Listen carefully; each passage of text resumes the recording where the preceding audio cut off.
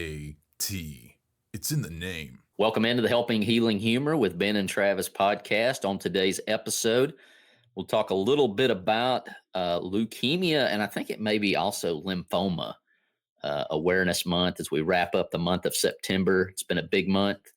We'll also have our ministry spotlight right after this important message. Hey friends, we've got something really special to share with you today, a brand new children's book that's all about faith, family, and finding joy in the middle of life's challenges. It's called The Adventures of Ben and Travis and the Joy Rider. This heartwarming story follows a big brother in a wheelchair who uses his creativity, courage, and a whole lot of love to help his little brother and cousin overcome life's obstacles. Together they show us that joy isn't about what you have, it's about how you choose to face the ups and downs of life. This book is full of fun, adventure, and hope. It's perfect for bedtime stories, Sunday school libraries, or as a meaningful gift for the kids in your life. Plus, it's a great way to start conversations with your family about resilience, compassion, and faith. Pre-orders are open now, and when you order early, you'll be one of the first to get your hands on this inspiring story. Just head over to benandtravis.com/books. That's benandtravis.com/books and pre-order your copy today. Give your kids a story that will make them smile, laugh, and believe in the power of joy. I'm Travis Creasy, the pulpit minister at Westgate Church of Christ. That over there is Ben Hayes, all-pro counselor with Three Chord Counseling, Mars Hill Bible School, and the preacher at Highland Park Church of Christ. Ben, how you doing? I'm good. I just got two words for you. Roll Tide. Roll Tide. So Indeed. it was a good weekend. A little stress during the games, but man, even things gone differently for us. What a slate of football games we got this weekend. There was some fun games on. Yeah, Mississippi State. I'm looking at you. Yeah, you were literally that close to a great weekend, like legendary weekend of college football. But anyways, good try. Good try. But Will Mayan didn't get to see much of any of it because he was reffing ball games all day. So, Will, how you doing? I'm good. I mean, there's nothing like spending 12 hours on a baseball field with 8-year-olds. And the worst part about it is the mothers of the 8-year-olds that know nothing about the sport in which they are cheering for. But don't even bring up fall baseball to a former football coach. Okay. That's like, I should just be quiet because I'm going to get politically incorrect real quick. Will, thank you for your service in that and keeping your cool and helping those kids out, learning the hard knocks of life through sport, hopefully. And so, but we wanted you to kind of give us a little bit on our ministry spotlight this week. And of course, it takes on an extra meaning as we here on earth have lost a great soldier of Christ, but also rejoice.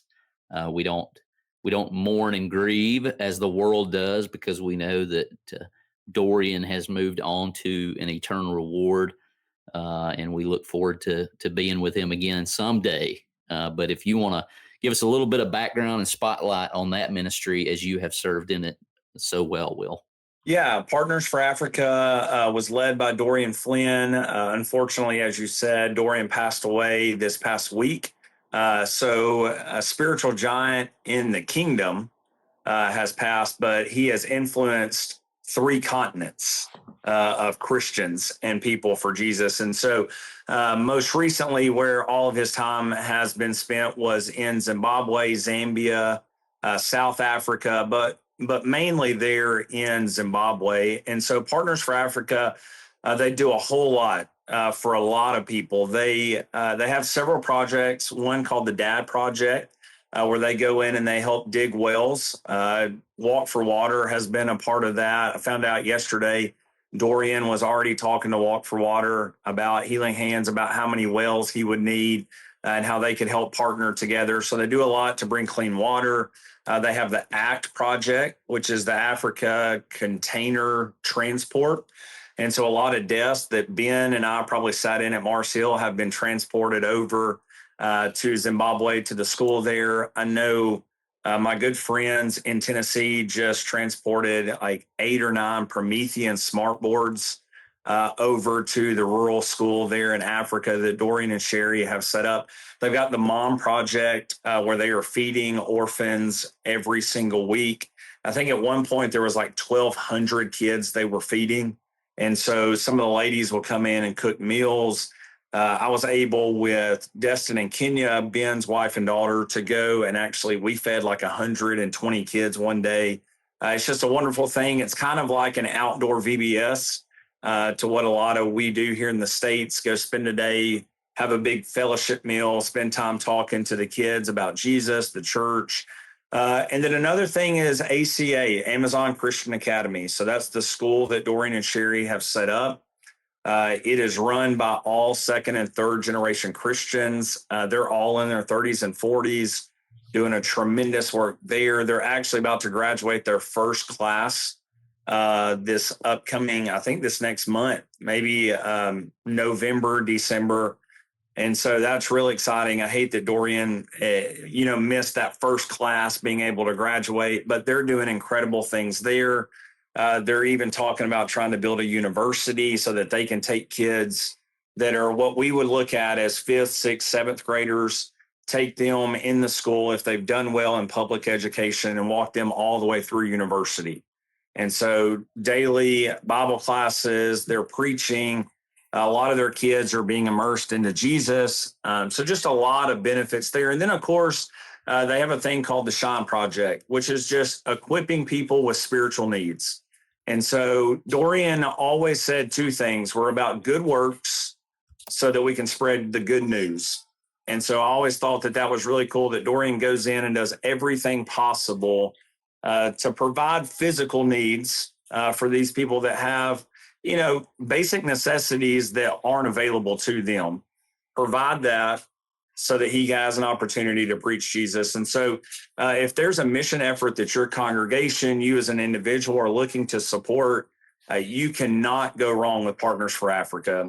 The way it's been set up, the visionary that Dorian was is going to probably last all of us because of his wisdom and everything that's going on. His wife has already texted and said, hey, we've all got to rally together. We got to continue this work. So I know the Lord has blessed it. I know the Lord is going to continue to bless it. But if there's something that you're looking to support, I know Crosspoint is a place that you can contact. Owens Crossroads is a place that you can contact there in Huntsville, or you can just reach out to us. We've got connections that we can give you more information to help you get in touch with what they're doing over there. So just an incredible work. We want to give our heartfelt sympathy to the Flynn family and basically for Sherry and Dorian as well with all of us. So just an incredible work to be a part of. And it's partners, the number 4 Africa.com Yes. is where you can find that information. And Dorian was just such an influence, like you said, on several continents, but his visitation and funeral was just absolutely packed out. That tells you what kind of influence he's had. People from several different states and I think a couple of countries maybe that came in to be there. So just a powerful example of what God can do in somebody's life. Thank you, Will. Appreciate it, Will. Take it easy. Love on Jet for us. So as I mentioned in the intro, it is Leukemia, Lymphoma Awareness Month. And unfortunately, that leukemia specifically for me and even people that we know right now, think of the McCollums who are dealing with leukemia. And of course, that's something that's going on with a lot of people. One of the influences, oddly enough, Ben, I know on the Friday refresh, you shared an influence on you, a tragedy in your life that has really kind of brought about your seeking out and being a servant in the mental health field.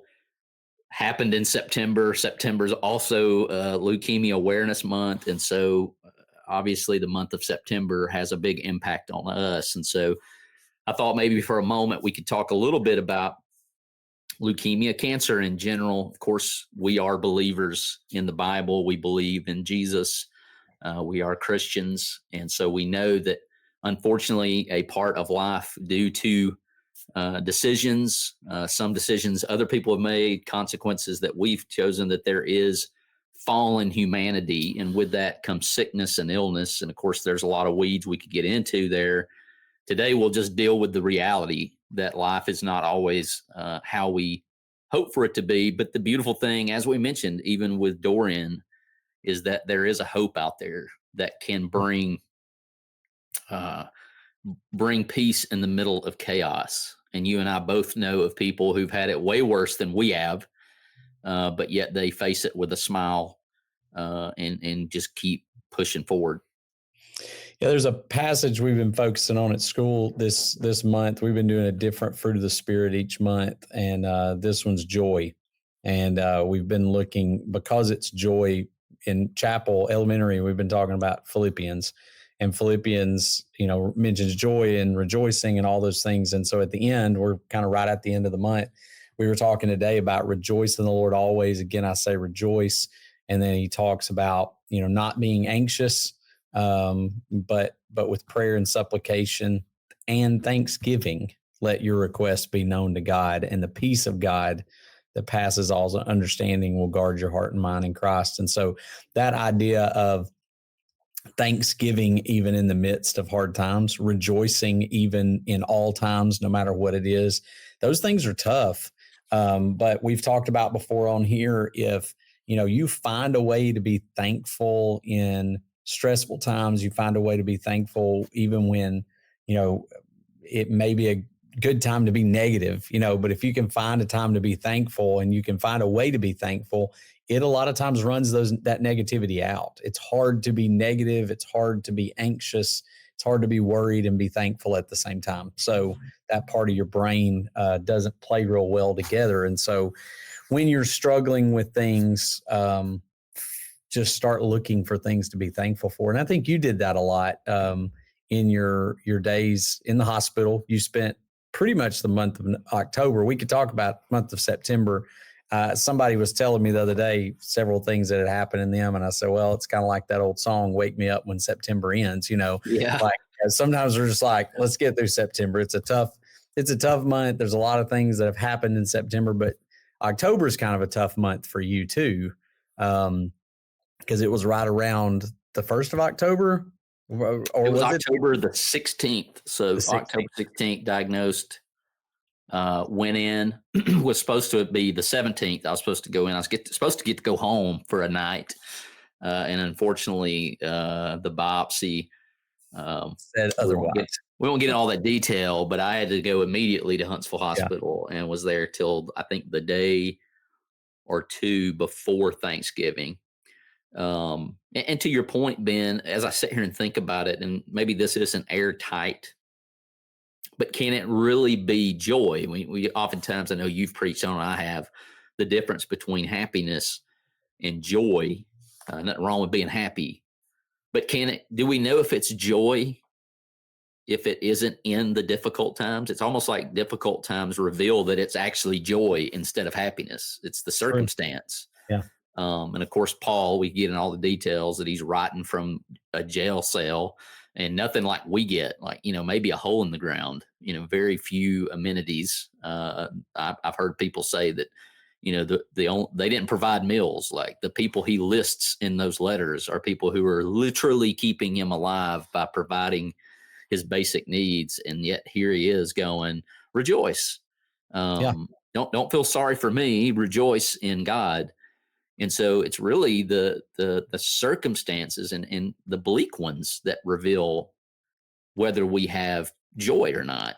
And maybe that's not an airtight statement, but literally just kind of hit me in the moment. So there's some truth to that. And I don't know if you saw a clip the other day. I saw a clip from, I think it was Anderson Cooper and Stephen Colbert. Yeah. They're talking about, and whether you're a fan of those guys or not, but they're talking about, and Anderson Cooper kind of gets choked up a little bit asking the question. And I think it was something along the lines of, you were thankful for the hard times, or, thankful in those difficult times. And I think his answer was basically, well, you gotta take the good with the bad. How do you even know, that you've had bad times if you haven't had good times? So you kind of gotta Be thankful in all of them. And I may have got that mixed up, but that's kind of how I remember the quote.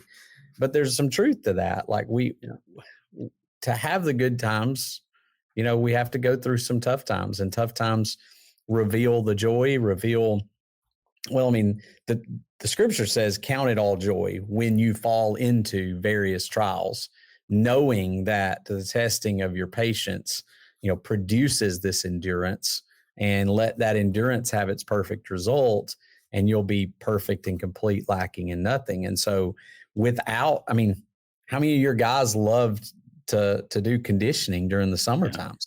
Not many. Did you love doing conditioning during the summertime? No. But I mean, what kind of football team are you going to have without it? Yeah. And I think to your point, I think the quote was something like, you say, Stephen Colbert, you say that you're thankful for the thing that you wish had not happened. Yeah.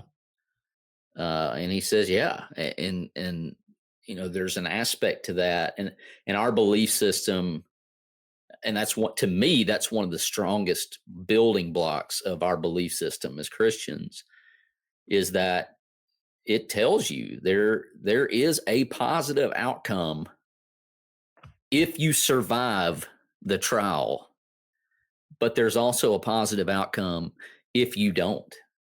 And so, I came to grips with that. I mean, that was a realization for me that, and I've said this, you've heard me preach it, that I was leaving Huntsville Hospital one way or the other. And for God's purposes, right, I was wheeled out, breathing air and still living. And I know there are lots of people that since that day, that was not the outcome they had. But if they have Christ in their life, as Paul puts it very similarly, they have gone on to the place he desired to go, and it's kind of one of those, I oftentimes relate it to a cat. A cat lands on its feet and really either direction. And Paul proclaims that, like, however this works out, God will be glorified. Well, I've always said that about Shadrach, Meshach, and Abednego. He's going to deliver us. But even if he doesn't, well, he's going to. It'll be out of the fire, in a urn, or it'll be out of the fire, delivering us physically. And Hebrews 11 tells us stories of both. There were people who died doing what was right, and there were people who were, able to live on, who were doing what's right. The same book, the same chapter, I think it's Acts chapter 10, isn't it? Where, Peter is delivered from prison, but James was killed while he was in prison. And so there's no guarantee we get out physically, but there's always the hope and the knowledge of knowing that, God's going to deliver us one way or another from those things. What he requires in those moments is just faithfulness, being faithful regardless of what we face, turning it over to him. And that's not always easy. I think I said in the Friday refresh, it's okay to be frustrated with God, to talk to God, to yell at God, to question God. Just don't stop talking to God. Keep bringing that to him, because when you're in those moments, that's part of the trial, is the questions and the wondering and the longing and the speaking to him about what the struggle is. So if you're going through leukemia, lymphoma, any other type of cancer, or any other type of loss today, then just know that you have an ear. God is always listening, but also his people. And so I think that was a big thing for you too, wasn't it, Travis? The fact that you had God's people on your side during that time. For sure. I thought you were going to quote that country music song. If you're going through leukemia or loss or whatever, just keep on going. Not one of my favorite songs. Not exact I do quote, think about that when I hear close. it. Yeah. But no, I mean, and even post that time, I think one of the lies that is from the enemy, when I wrote the book, and one of the things that I battled with is, like, nobody wants to hear what you've got to say. You're not the only person that's ever been through leukemia or lymphoma or whatever you're going through today. And there's an encouragement in that there's somebody who has been through something similar, maybe not the exact thing. We speak to the wisdom of that as well. But man, just the overwhelming, response to that book that we wrote has been very encouraging from God's people. Yeah. Because I definitely was like, nobody wants to hear what I got to write. People barely want to hear what I want to preach or podcast about. But some of the responses to the book and sharing, and specifically Whitney as a caretaker, has been really big deal. Big response and encouragement. That there are parts of it that nobody had been through exactly what I've been through because I have a different experience from everyone else. But then there's enough in there that people share with that it encourages them in that way too. I'm not by myself. So, man, just so much of it not being alone. I know, Ben, you deal in the mental health and the ministry, and both overlap. And so Yeah. much of it is just expressing, hey, you're not by yourself. That's a lie from the enemy. I talked in class last night a little bit about Ephesians chapter 3, where it talks about, the deeds of darkness, expose them. And I shared that there's a relationship to that with the mental health world too, whether you're a believer or not a believer. Here is a truth. The things that you keep in the dark will continue to be a struggle. And so if you're struggling with anxiety, or you're struggling with, anger, or you're struggling with, pornography, or you're struggling with doubt, whatever those things are, as long as you keep them secret and you keep them in the dark, you're probably going to continue to struggle with them. And so a big key is, yes, giving it to God if you, are a believer, but also finding people to give it to talk to. I mean, it's been huge for us, me going through the struggles that I went through, the loss I went through, Travis going through what he was going through, the other guys that are in our group, just, have someone to talk to walk through those difficult moments through, that you can call in the middle of the night or whatever that you need, so that, you're not doing it by yourself. And when you bring them out into the light and you expose them to the light, then a lot of times you can get the help that you need for it. And just don't keep it in the dark. Is your church looking for meaningful ways to make a kingdom impact? Healing Hands International has been partnering with churches for more than 30 years to make real change possible. HHI is a faith-driven nonprofit that leads life-changing programs like Walk for Water, where communities come together to raise awareness and funds to drill wells around the world. But that is just the beginning. HHI works to aid, equip, and empower communities around the world, teaching families how to grow sustainable gardens or helping women launch small businesses to support their families. And the best part? All of these programs are done in partnership with local church leaders, empowering gospel opportunities. There are so many ways you and your church can get involved. You can host your own Walk for Water. You can pack gift boxes for kids through the Magi program, or host a seed packing event. Learn more and get involved today at hhi.org. That's hhi.org.